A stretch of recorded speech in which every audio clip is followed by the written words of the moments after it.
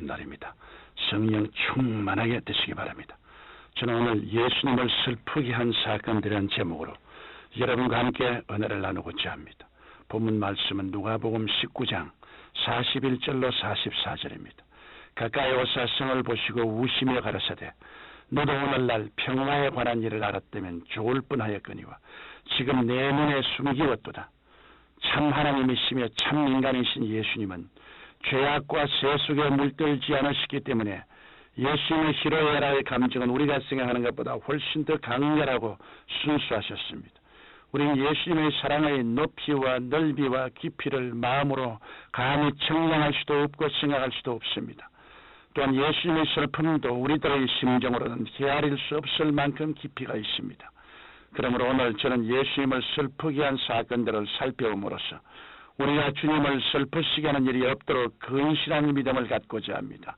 예수님은 우리가 기도로 귀신을 쫓아내지 못하고 귀신에게 눌려 고통당하는 것을 보실 때 슬퍼하십니다. 성경 마가복음 9장에 보면 예수님께서 변화선에서 세 제자들 앞에서 변형하사 그들에게 놀라운 체험을 보이신 후 산 아래로 내려오셨을 때 일어난 산 사건을 소개하고 있습니다. 예수님께서 베드로와 야고보와 요한을 데리고 산 밑으로 내려오시니 남겨놓고 간 9 제자들이 아주 공경에 처해 있었습니다. 왜냐하면 한 아버지가 귀신 들린 아들을 9 제자들에게 데리고 왔는데 그들이 귀신을 쫓아내지 못해 이 문제로 소란했던 것입니다. 그러자 예수님께서는 제자들이 귀신을 쫓아내지 못하는 것을 탄식하시면서 믿음이 없는 세대여 내가 얼마나 너와 함께 있으며 얼마나 너희를 참으리요 그를 내게로 데려오라고 하셨습니다. 이 아버지 아이를 데리고 예수께 와서 무엇을 하실 수 있거든 우리를 불쌍히 여기사 도와주옵소서라고 하였습니다. 그 말을 들은 예수님께서는 당장에 할 수 있거든이 무슨 말이냐 믿는 자에게는 능치 못할 일이 없느니라고 말씀하셨습니다. 예수님께서는 그 더러운 귀신을 꾸짖어 가라사대 벙어리 되고 귀먹은 귀신아 내가 네게 명하노니 그 아이에게서 나오고 다시 들어가지 말라고 명하시자 귀신은 즉시로 소리 지르며 떠나갔습니다. 이것을 기이 여긴 제자들은 우리는 어찌하여 능히 그 귀신을 쫓아내지 못하였나이까 하고 여쭈었습니다. 그러자 예수님께서는 단호하게 기도 외에 다른 것으로는 이런 유가 나갈 수 없느니라고 마가복음 9장 29절에 말씀하셨습니다. 그러므로 우리가 귀신을 쫓아낼 수 있는 권세를 얻기 위해서는 적어도 하루에 1시간 이상 기도해야 되는 것입니다. 예수님께서는 십자가의 보배로운 피로 말미암아 우리 죄를 용서하시고 치유의 말씀도 주시고 귀신 쫓는 능력도 주셨습니다. 그런데 우리가 믿음이 부족해서 여전히 귀신에게 눌려 지배를 당할 때 예수님께서는 탄식하시는 것입니다. 예수님께서 70명의 제자들을 둘씩 짝지어 보내셨을 때 그들은 예수님의 이름으로 병을 고치고 귀신을 쫓아내고 돌아와서 보고했습니다.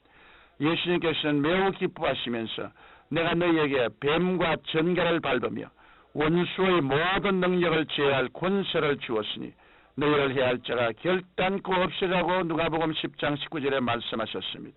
오늘날 또 우리가 말씀에 의지해 병을 고치고 원수의 모든 능력을 제어하며 성령을 통해 하늘나라의 영광이 우리 가운데 의와 희락과 평강으로 충만할 때 예수님께서는 크게 기뻐하십니다.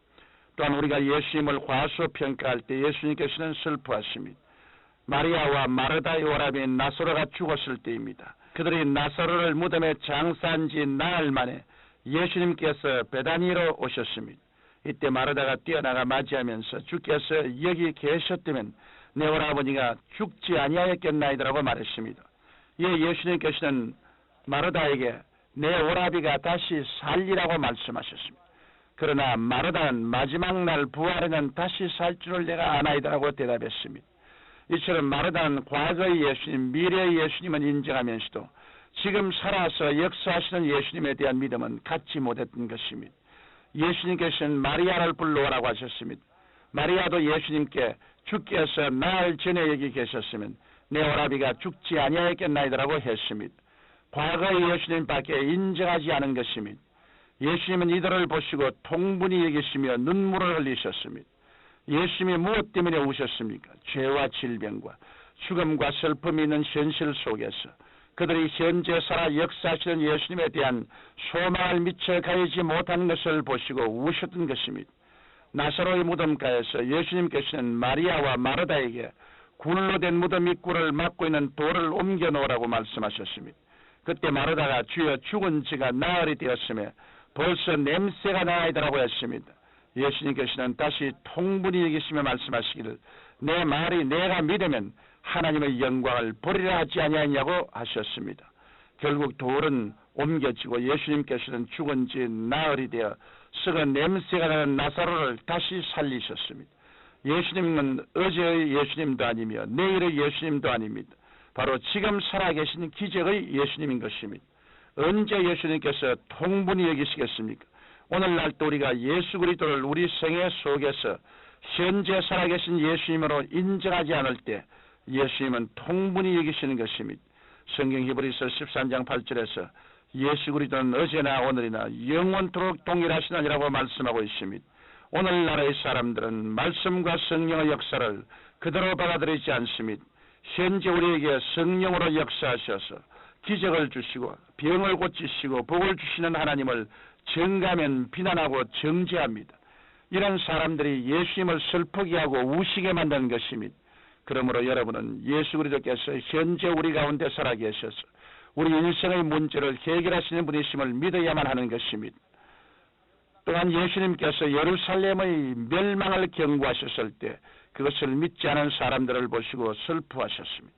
오늘 읽은 본문 말씀은 예수님께서 예루살렘 성이 원수들에게 멸망될 것을 예언하시며 또 너와 그 가운데 있는 내 자식들은 땅에 메어치며 돌 하나도 돌 위에 남기지 아니하리니 이는 권고받는 나를 내가 알지 못함이라고 하였습니다. 결국 주 70년에 예루살렘은 로마의 디도 장군이 이끄는 군대에 의해 멸망당했습니다. 이때 죽은 사람이 수십만 명이고 이들의 피가 강물처럼 흘렀다고 전해지고 있습니다. 로마 군인들은 예수님이 예언하신 대로 어린아이들을 땅에 메어쳐 죽이고 성전은 돌 위에 돌 하나도 남기지 않고 다 파괴했습니다. 예루살렘의 거민들은 예수님이 경고하시는 말씀을 무시했다가 멸망당하고 만 것입니다. 오늘날도 예수님께서는 성경을 통하여 이 세상의 멸망과 심판을 경고하고 계십니다. 그런데 오늘날도 사람들은 이 예언의 말씀을 믿지 않습니다. 우리가 성경에서 말씀하시는 말씀의 징조와 경고에 무관심하고 예수님의 강림을 믿지 않고 기다리지 않을 때 주님은 우리를 바라보시며 눈물을 흘리실 것입니다. 그러므로 우리는 잠에서 깨어 일어나 회개하고 열심히 기도하며 성령 충만하여 항상 주님 맞을 준비를 해야 할 것입니다. 사랑하는 성도 여러분, 우리는 모두 참된 믿음으로 기도에 힘써 귀신을 쫓아내야 합니다. 현재 역사하시는 주님을 믿으며 말세의 경고를 깨우치고 받아들임으로써 예수님을 기쁘시게 하는 하나님의 자녀들이 되어야 하겠습니다. 거룩하신 하나님 아버지, 참된 믿음으로 그리스도가 항상 기뻐하도록 우리가 올바른 신앙을 갖게 하여 주옵소서. 예수님 이름으로 기도합니다. 아멘.